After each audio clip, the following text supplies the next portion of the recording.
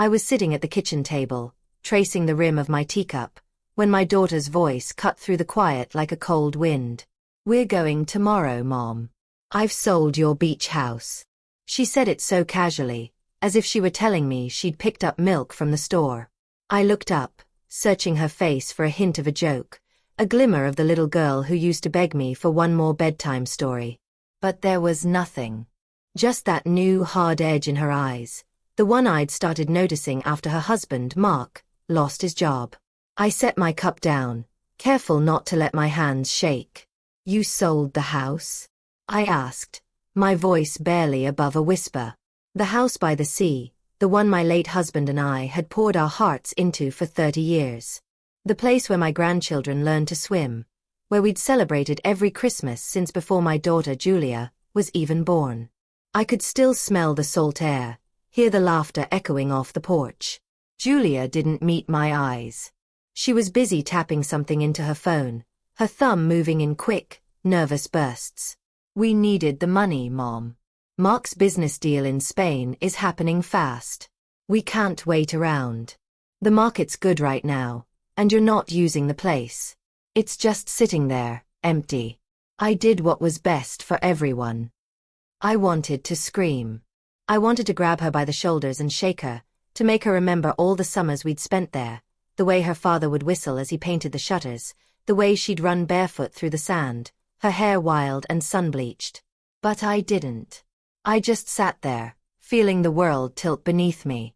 "Did you even ask me?" I said, my voice trembling despite my best efforts. She sighed, finally looking up. "Mom, you're not well. You can't keep up with 2 houses. You barely go out anymore. I'm just trying to help. You'll thank me when you see how much easier things are."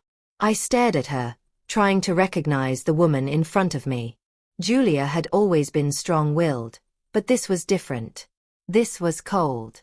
Calculated. I wondered when she'd started seeing me as a burden instead of a mother. She stood up, brushing imaginary crumbs from her jeans. "I have to finish packing. The buyers are coming tomorrow morning to sign the papers. Mark and I will be gone by noon. I'll leave you the new keys for the apartment. It's smaller, but it's all you need." She left the room, her footsteps echoing down the hallway. I sat there, numb, the silence pressing in on me. I thought of calling my sister, but what would I say? That my own daughter had sold the last piece of my life without even asking? That I was being left behind, again? I closed my eyes and tried to breathe. I remembered the last time I'd been at the beach house, just a few weeks ago. I'd gone alone, needing to feel close to my husband, to remember who I was before grief and age made me invisible. I'd walked the shoreline at dawn, the sand cool beneath my feet, the sky streaked with pink and gold. I'd stood on the porch, listening to the waves, and promised myself I'd never let go of this place. It was more than a house. It was my heart. But now, Julia had taken it. Sold it, just like that.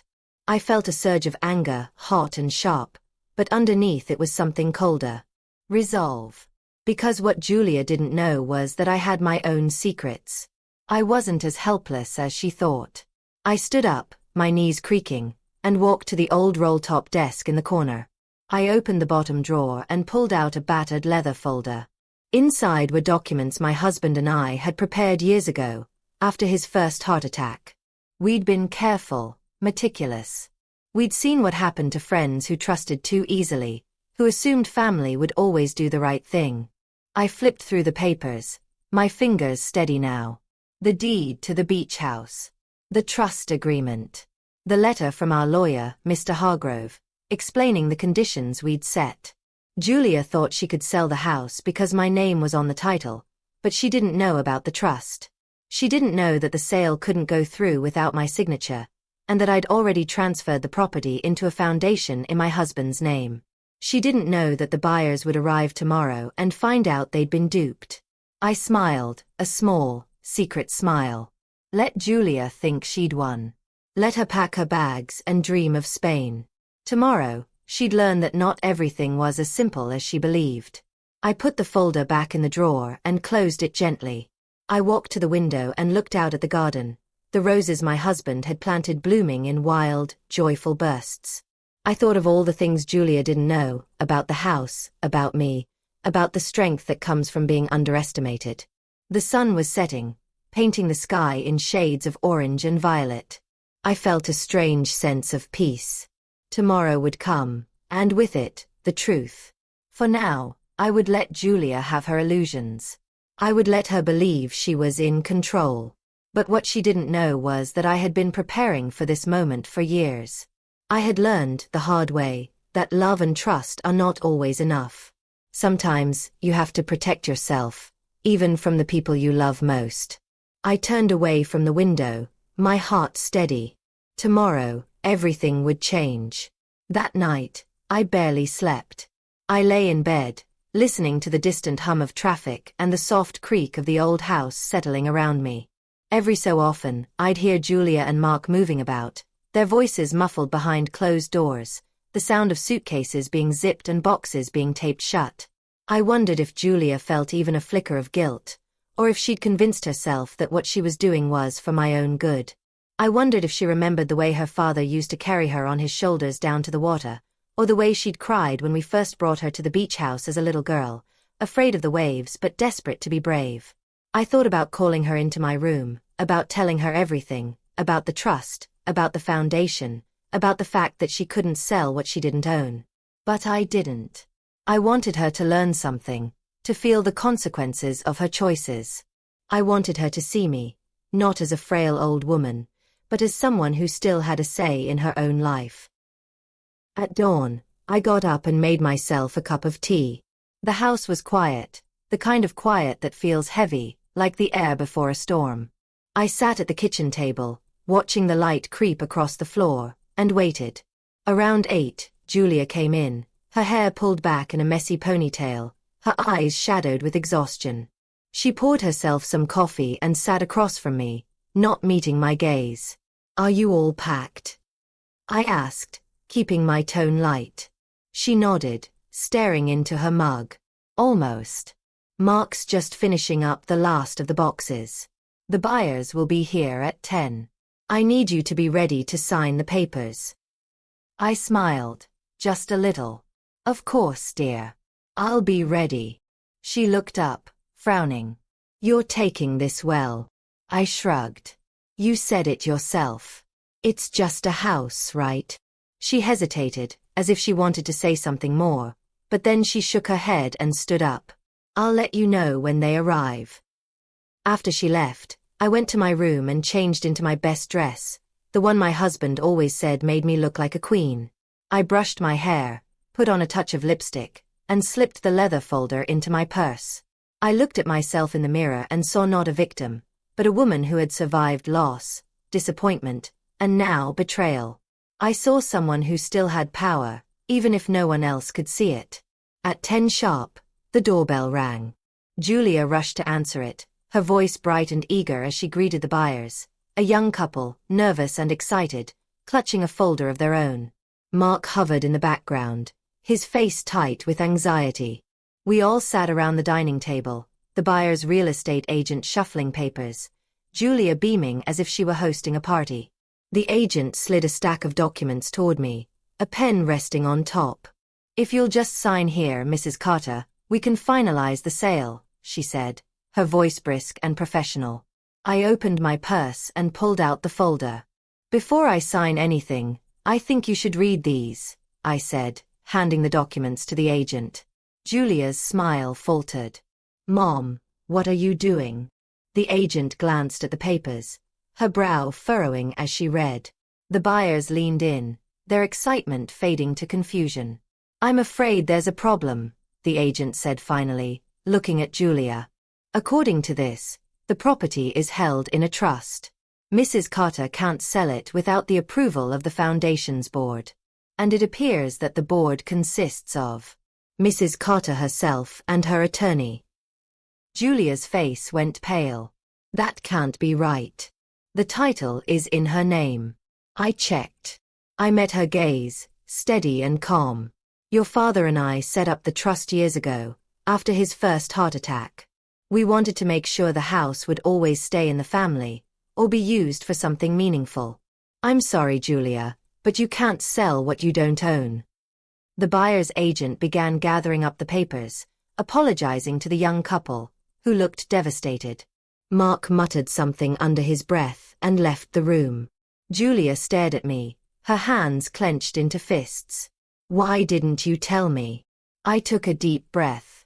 Because you never asked. You made decisions for me without me. You assumed I was too old, too weak, to know what was best. But I'm not.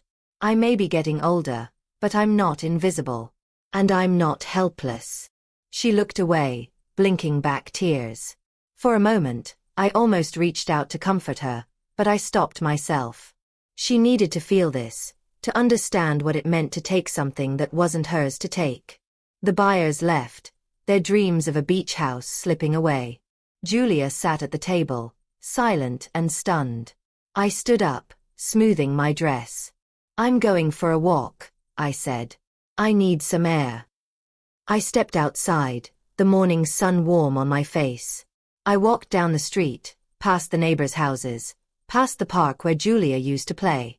I felt lighter than I had in months. For the first time since my husband died, I felt like I was standing on solid ground. As I walked, I thought about what would come next. Julia and Mark would leave for Spain, or maybe they wouldn't. Maybe this would be the wake-up call Julia needed. Maybe she'd finally see me, not as an obstacle, but as a person. I didn't know what the future held, but I knew one thing. I wasn't done yet. I still had a life to live, and I wasn't going to let anyone, daughter or not, take that away from me. When I returned home, Julia was waiting for me in the kitchen, her eyes red and swollen. She looked up as I entered, her expression a mix of anger and shame. I'm sorry, Mom, she said, her voice barely audible. I thought I was doing the right thing. I nodded, sitting down across from her. I know you did. But you have to understand, Julia. My life isn't over just because I'm getting older. I still have dreams. I still have things I want to do. She wiped her eyes, nodding slowly. I get it. I really do. We sat in silence for a long time, the weight of everything unsaid hanging between us. Finally, Julia stood up. I need to talk to Mark, she said. We have a lot to figure out. I watched her go, feeling a strange mix of sadness and relief. Maybe this was the beginning of something new. Maybe, just maybe, we could find our way back to each other. The house was quiet after Julia left, the kind of quiet that feels both peaceful and heavy. I sat at the kitchen table, my hands wrapped around a mug of tea gone cold, and let the silence settle over me. I thought about everything that had just happened, the look on Julia's face when she realized she couldn't sell the house, the way her voice had cracked when she apologized. I wondered if she truly understood, or if she was just angry that her plan had failed. I stood up and wandered through the house, touching the backs of chairs, running my fingers along the faded wallpaper, pausing in the hallway to look at the family photos. There was Julia at 5, grinning with a gap-toothed smile, her arms around our old golden retriever. There was my husband, sunburned and laughing, holding Julia on his shoulders at the beach. I traced their faces with my fingertip, feeling a pang of longing for the days when everything seemed simpler, when love was easy and forgiveness came without effort. I made my way to the living room and sat on the old sofa, the springs creaking beneath me. I closed my eyes and let my mind drift back to the last summer we'd all spent at the beach house together. Julia had just finished college, full of plans and dreams, her laughter ringing through the rooms. Mark had been new then, eager to impress, always offering to help with chores or grill the fish we'd caught that morning. My husband had watched them with a quiet smile, his eyes full of pride and hope. I remembered the way the sun had set over the water that night, painting the sky in shades of gold and rose. We'd sat on the porch, sipping wine and telling stories, the air thick with the scent of salt and jasmine. I'd thought in that moment that we would always have this, that no matter what happened, the beach house would be our anchor, the place we returned to when the world felt too big or too hard. But life has a way of surprising you. People change. Dreams shift. The things you think are permanent can slip through your fingers before you even realize they're gone. I opened my eyes and looked around the room, at the worn rug, the chipped coffee table, the stack of books my husband had never finished reading. I felt a wave of gratitude for the foresight that had led us to protect the house, to make sure it couldn't be taken from us, not by strangers, and not by family. I wondered if Julia would ever understand that it wasn't about the money, or even the house itself. It was about the memories, the love, the sense of belonging that no amount of money could buy. The front door creaked open, and I heard footsteps in the hallway. Mark appeared in the doorway, his face drawn and tired. He hesitated, then sat down across from me. "I'm sorry, Mrs. Carter," he said quietly. "I didn't know about the trust. Julia told me you'd agreed to sell the house. I should have asked you myself." I studied him for a moment, searching for sincerity. He looked older than I remembered, the lines around his eyes deeper, his shoulders slumped with defeat. "It's not all your fault, Mark," I said gently. "But you both should have talked to me. I'm not a child. I deserve to be part of these decisions." He nodded, rubbing his hands together. "We were desperate. I lost my job, and the bills kept piling up. Julia thought this was the only way. I went along with it because I didn't know what else to do." I sighed, feeling a mix of sympathy and frustration. I understand what it's like to be scared, to feel like you're out of options. But you can't fix things by taking from someone else. That's not how family works. He looked down, ashamed. "You're right. I'm sorry." We sat in silence for a while, the only sound the ticking of the old clock on the mantel. Finally, Mark stood up. "I'll talk to Julia," he said. "We'll figure something out. I promise." After he left, I sat for a long time, thinking about what it meant to forgive, to move forward. I knew that Julia and Mark were struggling, that their dreams of Spain were probably slipping away. I felt a pang of guilt for not stepping in sooner, for letting things get this far. But I also knew that some lessons had to be learned the hard way. That afternoon, I decided to visit the beach house.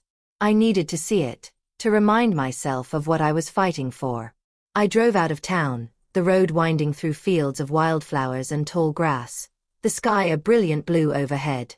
As I neared the coast, the air grew salty and cool, the sound of the waves growing louder with every mile. When I arrived, I parked in the gravel driveway and walked up the familiar path to the front door.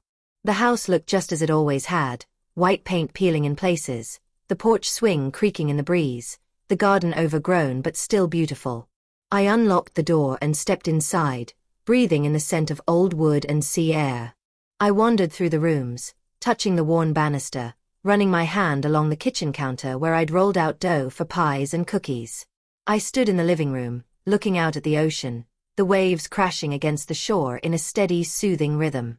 I thought about all the times I'd stood in this spot, watching Julia and her friends play in the surf, listening to my husband hum as he fixed the leaky faucet or painted the window frames. I thought about the laughter, the arguments, the quiet moments of contentment that had filled these walls. I sat on the porch, the sun warm on my face, and let myself feel everything, the grief, the anger, the love, the hope. I knew that the house was safe, that Julia couldn't take it from me. But I also knew that something had shifted between us, something that might never be the same. As the sun began to set, I made a promise to myself. I would protect this place, not just for me, but for Julia, for her children, for all the memories yet to be made. I would fight for my family, even if it meant standing alone. When I finally left the house and drove back into town, I felt a sense of peace. I didn't know what tomorrow would bring, but I knew I was ready to face it. The next morning, the house felt different. The tension that had hung in the air for days seemed to have lifted, replaced by a quiet, almost fragile calm. I moved through my morning routine with a sense of purpose, making coffee, watering the plants, opening the curtains to let in the soft golden light. I could hear Julia and Mark talking in low voices in their room, the occasional thud of a suitcase being moved, the zip of a bag being closed. There was a finality to their movements, as if they were preparing not just to leave the house, but to leave behind a chapter of their lives. I sat at the kitchen table, reading the newspaper but not really seeing the words. My mind wandered back to the beach house, to the way the light danced on the water, to the sound of Julia's laughter echoing across the sand. I wondered if she was thinking about those days too, or if her mind was already in Spain, chasing a future that seemed more and more uncertain. Around mid-morning, Julia appeared in the doorway, her face pale and drawn. She hesitated, then sat down across from me, folding her hands in her lap. "Mom," she began, her voice tentative. "I know you're angry. I know I hurt you. I thought I was doing what was best. For all of us." I looked at her, really looked at her, and saw not the confident woman she tried to be, but the scared little girl who used to crawl into my bed during thunderstorms. I reached across the table and took her hand. "I know you thought you were helping," I said softly. "But you have to understand, Julia, that helping someone doesn't mean making decisions for them. It means listening, respecting their wishes, trusting that they know what's best for themselves." She nodded, tears welling in her eyes.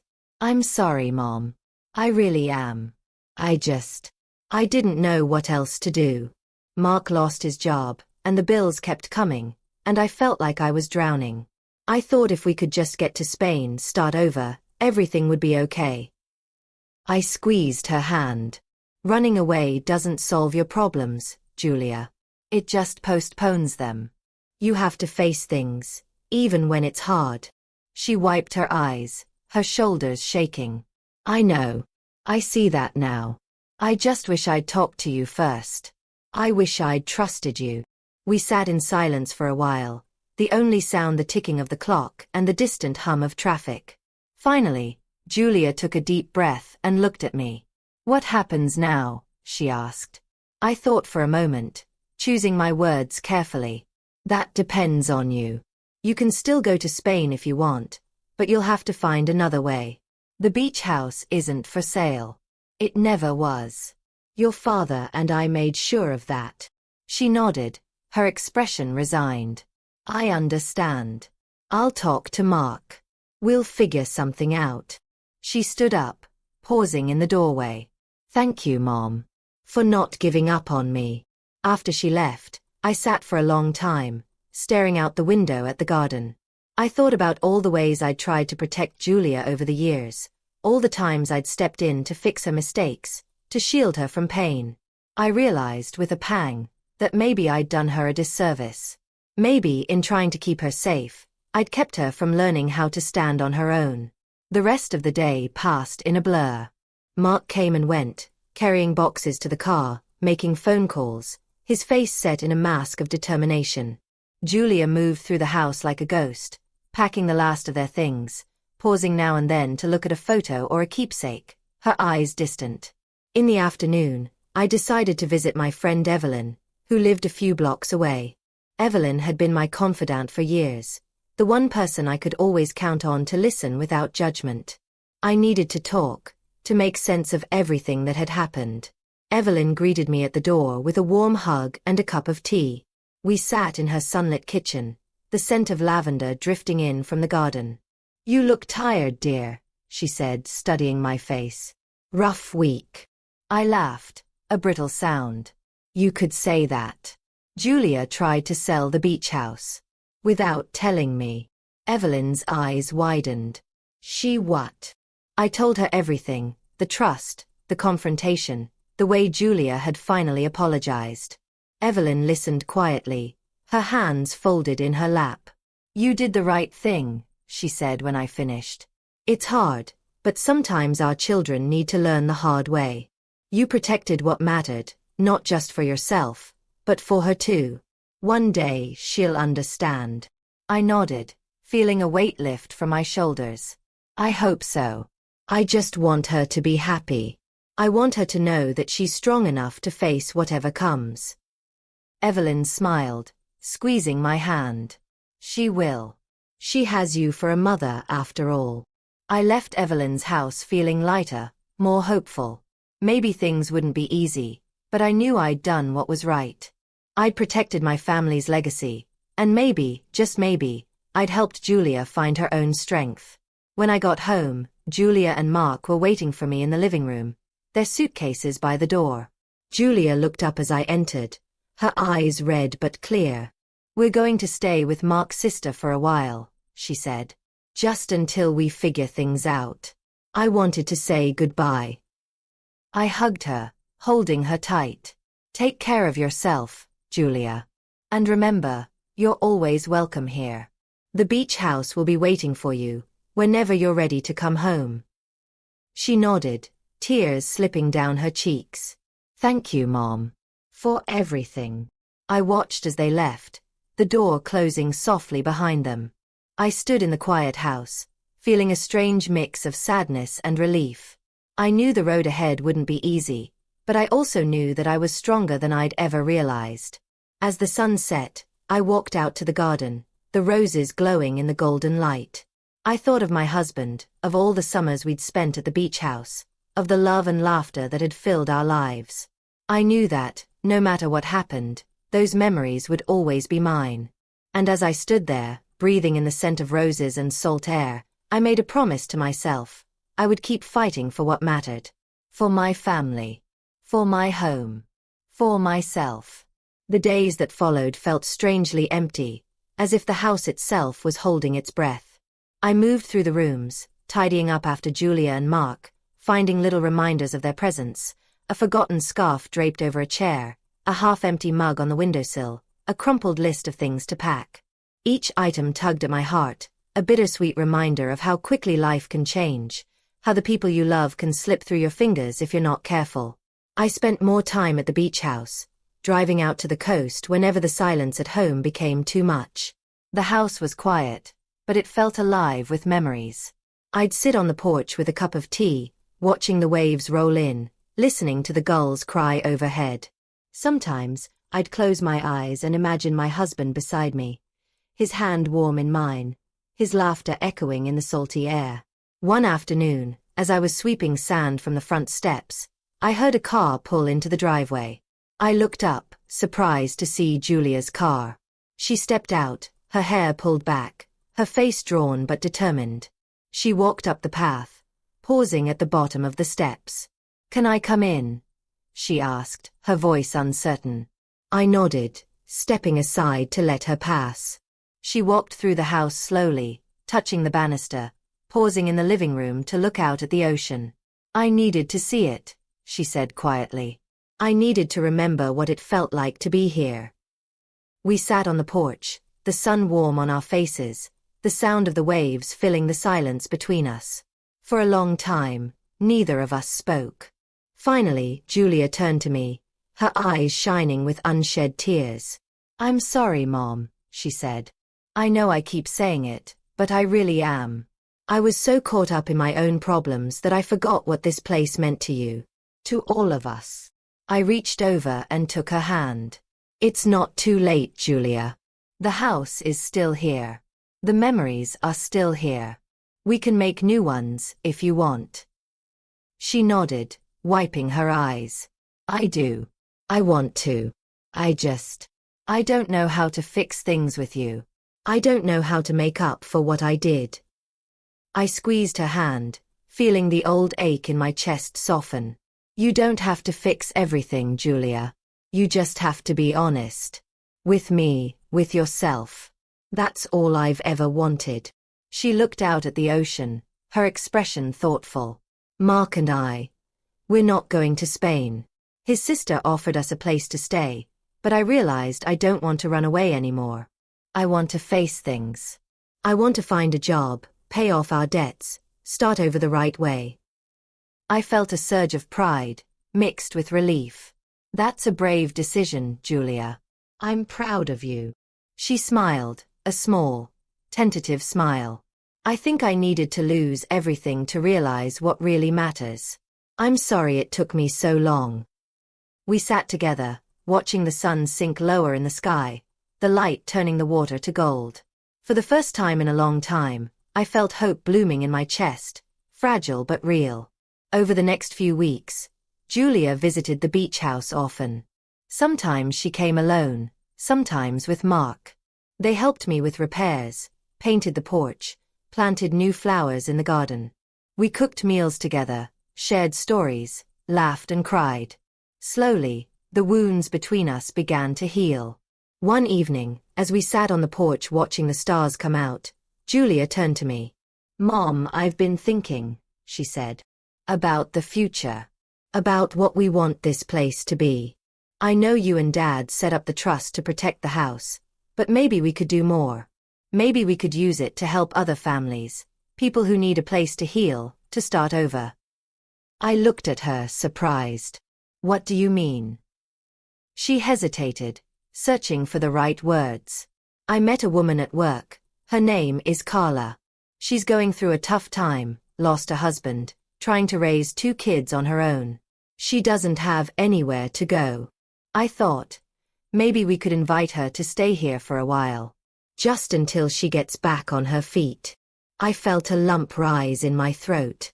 My husband had always said the house was meant to be shared, that its true value was in the memories it created, the lives it touched. I thought of all the summers we'd spent here, all the laughter and love that had filled these walls. "I think that's a wonderful idea, Julia," I said, my voice thick with emotion. "Your father would have loved it." Julia smiled, her eyes shining. "I want to make you proud, Mom. I want to make Dad proud." "You already have," I said, pulling her into a hug. That night, as I lay in bed listening to the sound of the waves, I thought about how much had changed. I thought about the pain and the loss, the anger and the forgiveness.